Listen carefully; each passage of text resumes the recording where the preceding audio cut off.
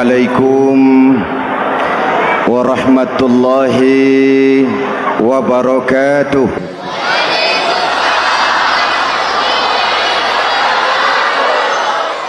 Alhamdulillahi wahdah, sadaqa wa'dah wa nasara 'abdah, wassalatu wassalamu ala man la nabiyya ba'dah, Sayyidina Muhammad ibn Abdullah wa ala alihi wa sahbihi wa mawalah, amma ba'du.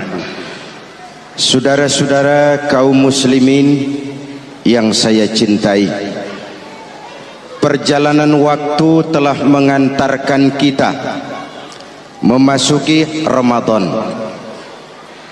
Kata orang, jauh berjalan banyak dilihat, dan pengalaman adalah guru yang paling bijaksana.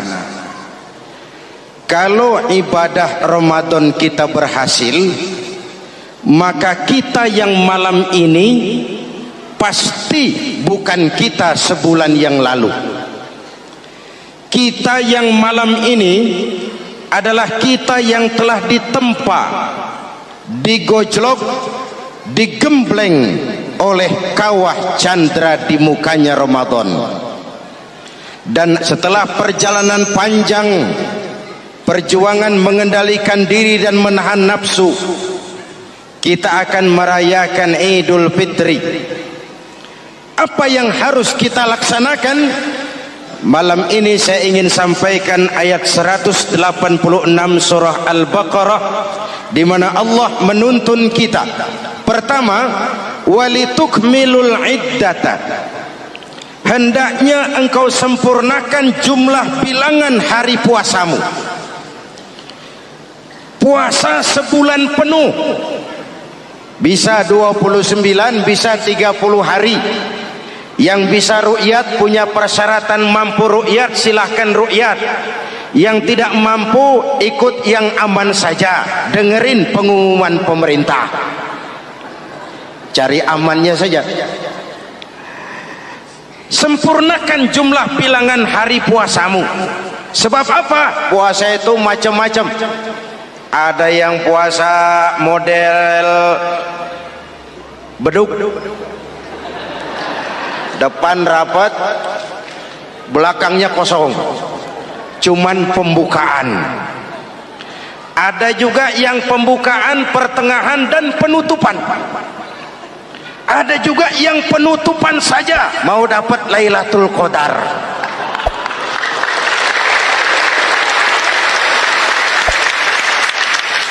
Allah berpesan, walitukmilul iddata, sempurnakan jumlah bilangan hari puasamu. Puasa itu sebulan penuh. Setelah selesai itu, walitukabbirullaha ala ma hadakum, hendaknya engkau agungkan, engkau bertakbir, mengagungkan Allah yang telah memberikan hidayah kepadamu. Tidak ada takbiran sebelum selesai Ramadan. Walitukmilul iddata, itu dulu, sempurnakan jumlah bilangan hari puasamu. Selesai baru walitukabbirullah. Jangan lebaran masih seminggu sudah Allahu Akbar, Allah ngiko.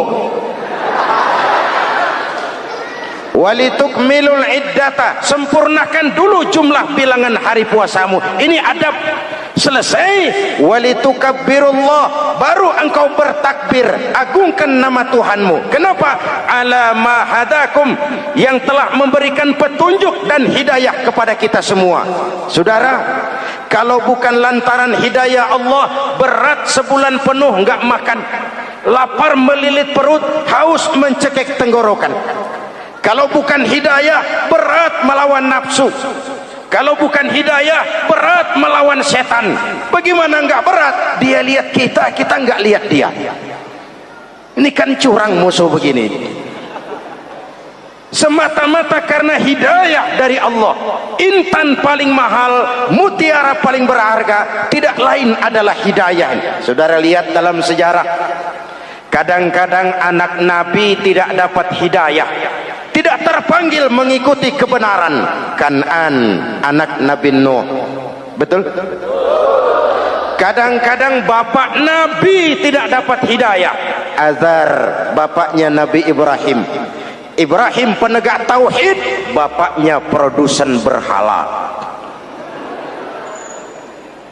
Kadang-kadang istri Nabi tidak mendapat hidayah, kafir, istrinya Nabi Lut.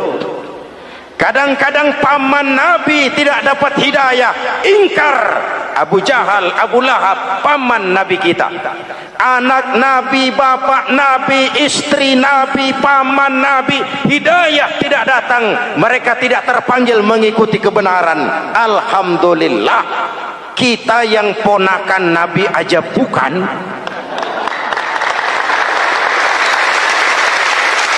Kita diberikan hidayah. Dengan bekal hidayah itulah kita masuki nuansa Ramadan.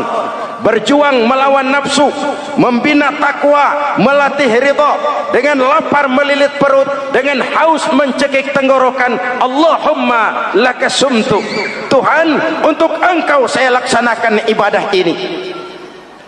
Oleh karena itu, jaga hidayah ini baik-baik, karena dia merupakan intan paling mahal, mutiara paling berharga dalam kehidupan kita.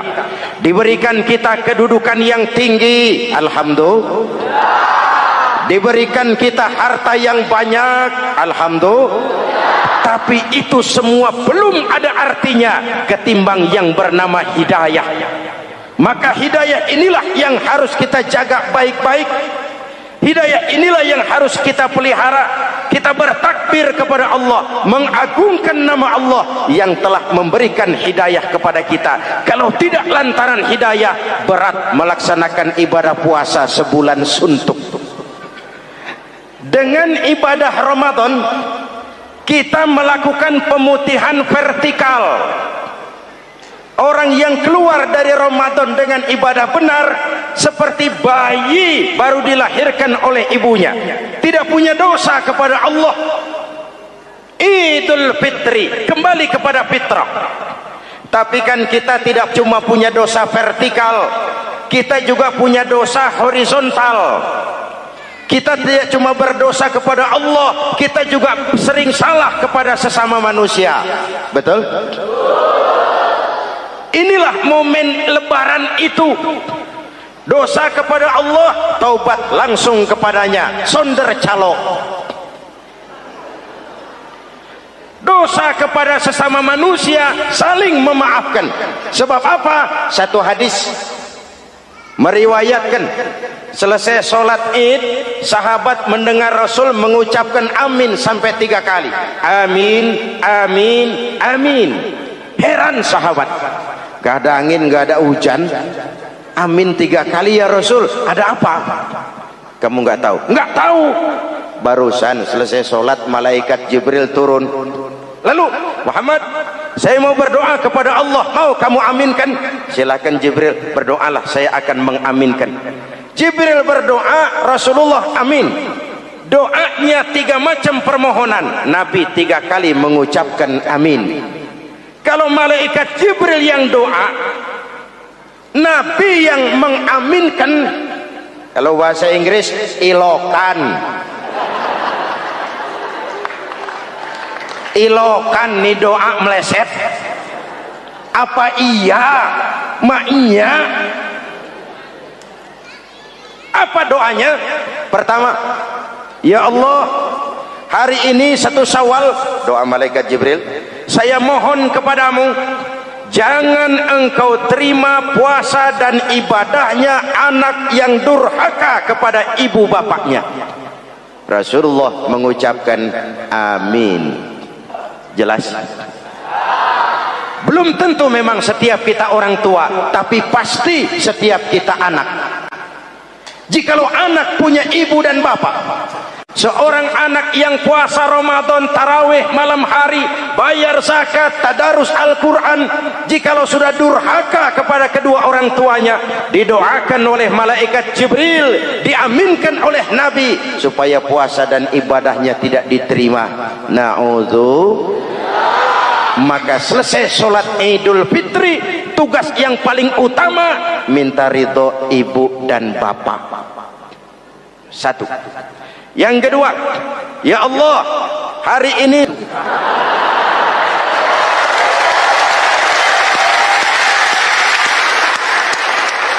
istri itu swarga manut, neraka katut.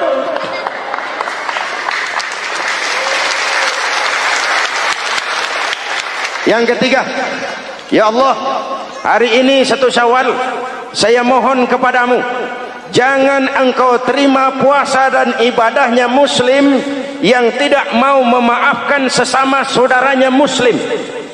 Memberi maaf lebih berat daripada minta maaf, tapi memberi maaf lebih mulia daripada meminta maaf. Kalau kita sudah minta maaf, orang tidak mau memaafkan, itu tanggung jawab dia kepada Allah. Orang macam itu yang tidak mau memaafkan sesama saudaranya, didoakan agar puasa dan ibadahnya tidak diterima oleh Allah Subhanahu. Riwayat lain menceritakan, satu hari Nabi lagi kumpul dengan sahabat. Nabi tanya, saudara-saudara, atadruna manil muflis? Tahu nggak kamu siapa orang yang bangkrut, orang yang sial, orang yang celaka? Siapa? Macam-macam jawaban sahabat. Ada yang bilang, al-muflisu fina man la dirham lahu wala mata'. Menurut pendapat kami, orang yang sial, yang bangkrut, yang kagak punya duit. Apalagi mau lebaran kayak begini, bangkrut bener. Kadang-kadang yang habis belanja pulang bukan langsung ke rumahnya, ngeneng-ngeneng di depan tetangganya, manas-manasin orang. Hadirin yang saya hormati, semua diukur dengan kacamata materi. Apa jawab Nabi? Bukan. Orang bangkrut bukan yang nggak punya duit. Orang bangkrut itu orang yang nanti di hari kiamat datang menghadap Allah dengan membawa pahala solat, pahala zakat, pahala puasa, karena di dunia rajin ibadah. Cuman sayang, di sisi lain dia datang bawa dosa karena pernah nyaci maki orang, pernah fitnah orang, pernah makan harta orang dengan cara yang zolim, pernah mengalirkan darah orang dengan cara yang tidak benar. Enak dia setor, Tuhan lapor, ini pahala sholat saya, ini pahala puasa saya, ini pahala zakat saya mau ke surga. Datang orang, ntar dulu Tuhan, sabar. Ini orang memang di dunia rajin puasa, tapi saya pernah dicaci maki, lidahnya kotor, omongannya tajam, hancur hati saya oleh ucapannya. Panggil sini mas. Benar ini orang pernah kamu caci maki, kamu lontarkan kata-kata pedih dan kotor, kasar. Iya, siniin pahala sholatmu, kasihin orang yang kau caci maki, kasihin. Selesai, berangkat lagi, datang lagi orang. Sebentar Tuhan, dia memang di dunia bayar zakat, tapi dia pernah makan harta orang dengan cara yang zalim, makan harta yatim. Jadi pengurus yatim, yatimnya lapar, pengurusnya yang pada kenyang.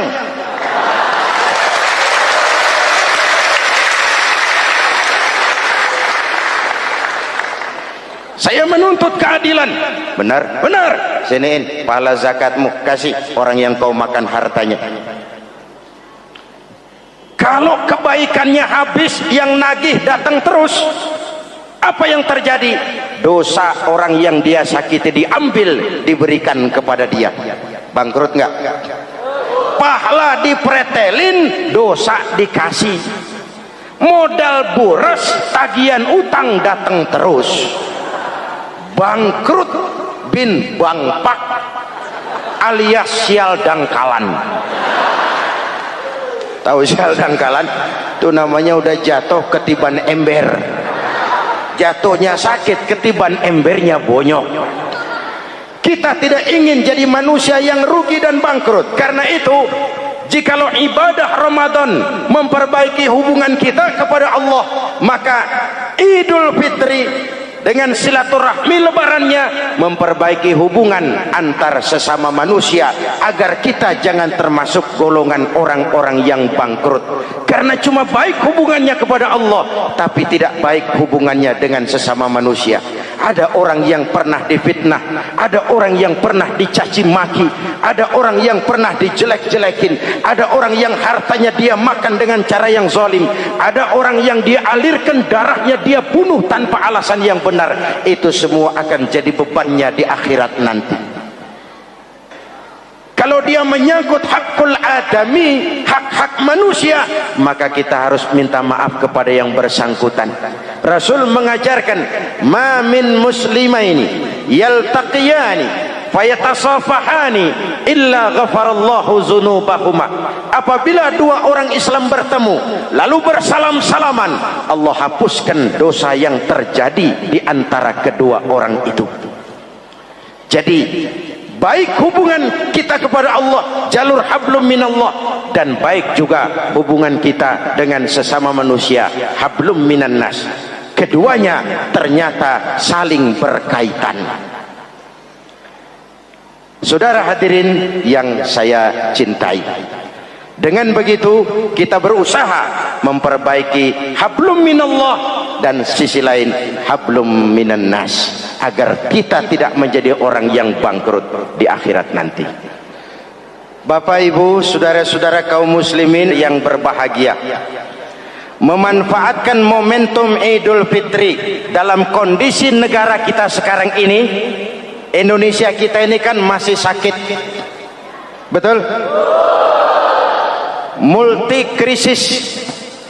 Mula-mula kita ini kena krisis moneter, rupiah anjlok, dolar naik ke langit, sampai pernah April 97 dolar mencapai 17 ribuan dari 2.500. Apa enggak kolab? Itu pasti bukan mainan rakyat kecil. Mereka yang dapat kredit BLBI rame-rame borong dolar.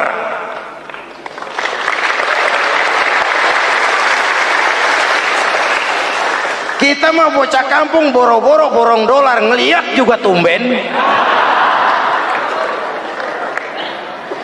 Akibat krisis moneter muncul yang lebih makro, krisis ekonomi.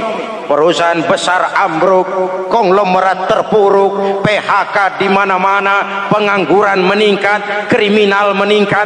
Seiring dengan itu muncul yang lebih parah, krisis kepercayaan.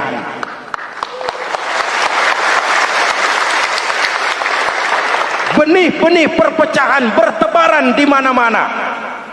Dampaknya masih sangat terasa sampai sekarang ini. Kita lihat sekarang ini, Aceh belum selesai, Papua minta merdeka, Timur Timur cerai. Dalam kondisi seperti inilah momentum Idul Fitri harus jadi lem perekat yang menjaga keutuhan kita. Sampai Rasulullah berpesan, ini 3 pesan utama beliau yang saya sampaikan malam ini. Pertama, silman qata'ak, bersilaturahmilah kau kepada orang yang marah denganmu. Kalau orang baik kita baik lagi, pantas, memang mestinya begitu. Tapi bersilaturahmilah kepada orang yang marah denganmu. Kita harapkan lebaran nih yang silaturahmi jangan cuman kita rakyat di kampung, tapi yang ngaku atau diakui sebagai pemimpin, para elit politik di atas saling bersilaturahmi.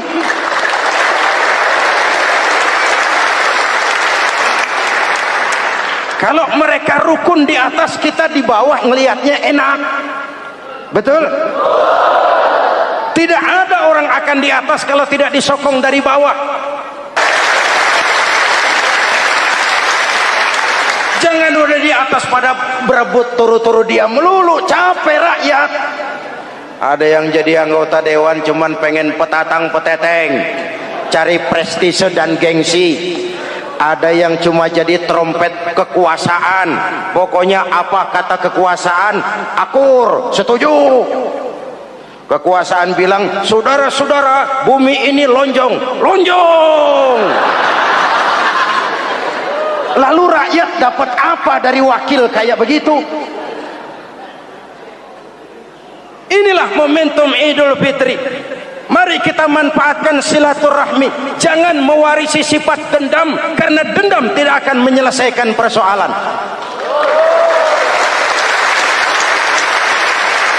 Ini ada warisan sejarah yang enggak sehat. Di zaman Bung Karno, sampai Bung Karno jadi presiden seumur hidup, Bung Karno dikenal sebagai tokoh revolusioner. Enggak sepaham sama Bung Karno, cepat-cepat dianggap ini kontra revolusi. PKI berontak, Bung Karno jatuh, muncul orde baru. Bung Karno disebut orde lama. Yang enggak cocok sama orde baru, wah itu orang orde lama. Lalu reformasi, orde baru lengser, jadi lagi alat. Yang enggak cocok sama golongannya, wah itu orang orde baru. Kapan selesai urusan? Kalau kita terjebak dengan budaya dendam, naik ini babat itu, naik itu sikat ini, kapan mau selesai? Rasulullah lahir di Mekah, perjuangannya dihambat, dicaci maki, dilontari kotoran onta, sahabatnya dibantai, diancam mau dibunuh, hijrah ke Madinah. Setelah di Madinah jadi besar, tentaranya kuat, pengikutnya banyak, pasukannya hebat. Satu saat beliau masuk kembali ke kota Mekah dengan kekuatan full, tentara yang gagah, Quraisy pucar kacir. Ini nih Muhammad yang dulu kita caci maki, yang dulu kita ancam mau kita bunuh, yang kita usir, sekarang dia masuk dengan tentaranya yang hebat. Kalau dia menuntut balas, habis kita sekarang ini. Apa jawab Nabi? Beliau turun dari punggung onta, lalu pidato dengan tawadu. Saudara-saudara, al-yauma yaumul marhamah. Ini hari yang penuh kasih sayang. Walaupun dulu kau usir aku dari sini, kau sambiti aku, kau bantai pengikutku, aku datang bukan membalas dendam. Ini hari yang penuh kasih sayang. Tidak akan ada pertumpahan darah. Yang masuk Masjidil Haram aman, yang masuk rumah Abu Sufyan aman. Dihormatinya ketokohan Abu Sufyan di depan pengikutnya. Ini akhlak. Kenapa orang macam Mandela lebih bisa mencontoh Rasul daripada kita? Mandela yang 27 tahun mendekam dalam penjara, dia keluar tanpa bawa benih-benih dendam. Dia satukan Afrika Selatan, dia bimbing Afrika Selatan menuju kejayaan dan kemajuan. Kenapa Mandela yang tidak kenal Pancasila bisa lebih mencontoh akhlak Rasul ketimbang kita yang katanya orang-orang pengikut sunnah? Saya khawatir, ya bukan berarti saya tidak setuju, hukum harus tetap ditegakkan. Tapi kalau terus cari kambing hitam, kambing hitam, kambing hitam, kapan kita dewasa? Semua usut, semua saya khawatir nanti pun satu saat Nabi Adam bakal diusut. Kenapa dia makan buah khuldi? Kita jadi keleleran di Lebak Bulus begini. Kalau enggak kan kita masih di surga aja. Mari kita dewasa, mari introspeksi. Silman kotoak. Mudah-mudahan nanti lebaran kita pengen lihat nih, kalau yang di atas sudah pada satu, kita yang di bawah enak. Tapi kalau memang pada ribut juga, kita yang di bawah jangan ikut-ikutan. Nonton aja nonton. Giliran rame tepuk tangan. Oh, namanya elit susah ditebak. Nih hari dia berebut beda pendapat, ntar malam dia makan bareng. Kita di bawah udah kedongan ngasa golok. Kan berapa urusan? Sekarang udah nggak zaman yang ngerahin masa. Sekarang adu argumen, biar rakyat tentukan mana yang lebih pantas. Hadirin yang saya hormati, silman kotoak, bersilaturahmilah kepada orang yang marah denganmu. Momentum Idul Fitri harus meredam keberingasan, harus mencuatkan semangat persatuan dan kesatuan. Udah capek kita diobok-obok. Yang kedua, wa'atiman haramak. Ini masalah kepedulian. Berikan orang yang bakhil kepadamu, sampai orang yang pelit pun kasih. Kepedulian. Banyak anak-anak yatim kita, janda-janda tua. Kalau yang muda sih nggak usah dipikirin.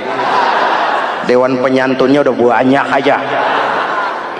Orang-orang jompo Mungkin baju kita sudah kurang berharga di lemari kita, tapi sangat berharga ketika kita berikan kepada orang lain. Berbagi rasa. Jangan ada yang lapar di samping yang senyum, jangan ada yang menangis di samping yang tertawa.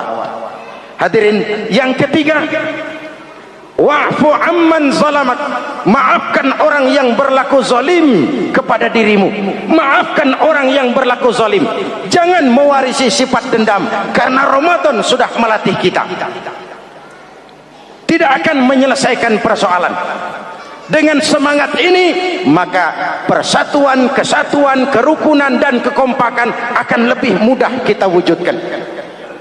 Kita ingin Indonesia esok lebih baik daripada sekarang ini. Amin. Dan tentu saja kita berharap banyak dari para pemimpin-pemimpin kita. Semoga lebih bersikap sebagai negarawan, bukan hanya sebagai politisi. Karena jujur saya ingin berkata, reformasi memang telah melahirkan politisi, tapi belum banyak melahirkan negarawan.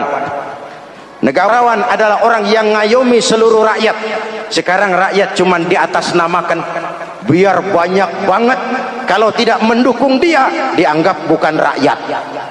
Biar dikit banget, kalau pendukungnya, itulah rakyat sejati. Ini pemimpin model apa kayak begini?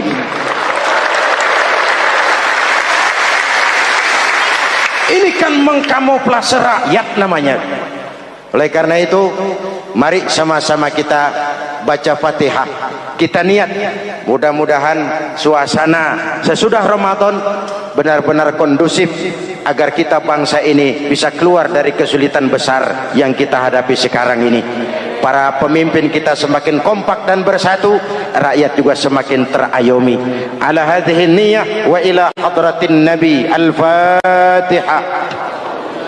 Bismillahirrahmanirrahim. Alhamdulillahi rabbil alamin, arrahmanir rahim, maliki yaumiddin. Iyyaka na'budu wa iyyaka nasta'in. Ihdinas siratal mustaqim, siratal ladzina an'amta 'alaihim ghairil maghdubi 'alaihim waladdallin. Amin. Bismillahirrahmanirrahim. Amin. Alhamdulillahi rabbil alamin. Allahumma salli ala sayyidina Muhammadin wa ala alihi wa sahbihi ajma'in. Rabbana taqabbal minna salatana wa siyamana wa qiyamana wa takhassu'ana wa ta'abbudana wa tammim taksirana ya arhamar rahimin. Allahumma ja'alna minas su'ada'il maqbulin wa la taj'alna minal ashqiya'il mardudin. Allahumma a'izzal islam wal muslimin wansur man nasaraddin wakhzul man khazalal muslimin. Allahumma afdalu ma qultuhu ana wan nabiyyuna min qabli.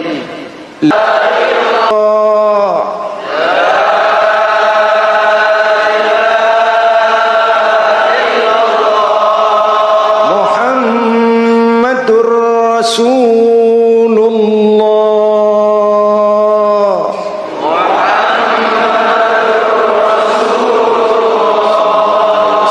Kalimatu haqqin 'alaiha nahya wa 'alaiha namut wa 'alaiha nub'asu insyaallah minal aminin birahmatika ya arhamar rahimin. Usikum wa nafsi bitaqwallah. Wassalamu alaikum warahmatullahi wabarakatuh.